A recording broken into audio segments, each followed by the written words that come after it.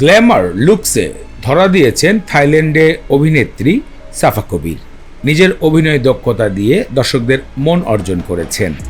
নাটক এবং ওয়েব সিরিজে কাজ করেছেন এই অভিনেত্রী, তবে নাটকেই দর্শকদের কাছে বেশ সাড়া ফেলেন তিনি। মিষ্টি হাসি দিয়ে সাম্প্রতিক থাইল্যান্ডের রেস্টুরেন্টে নিজের ছবি শেয়ার করেছেন, আর মুহূর্তে তা নেট দুনিয়ায় ঝড় তুলেছেন।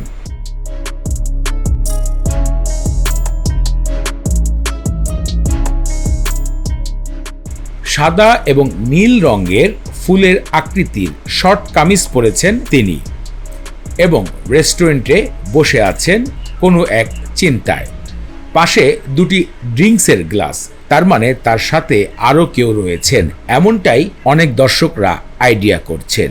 তবে তার এই দুটি ছবি দর্শকদের কাছে বেশ আকর্ষণীয় হয়ে উঠেছে।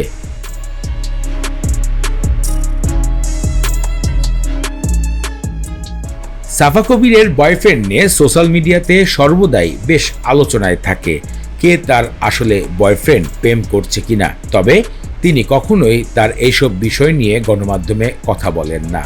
তিনি চায় সর্বদা নিজেকে একটু আলাদা রাখতে।